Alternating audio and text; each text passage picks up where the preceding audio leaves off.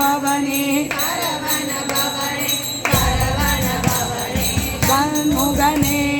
கண்டு மொழி கொம்பு கொங்கு கஞ்சி இடை அம்பு நஞ்சு கண்கள் கூடல் கொண்டல் என்று பல காலம் கண்டுளம் பருந்தி நொந்து மங்கைய வசம் புரிந்து தங்குள் பாடல் என்று நின்று விதியாலே பண்டை வீணை கொண்டுழந்து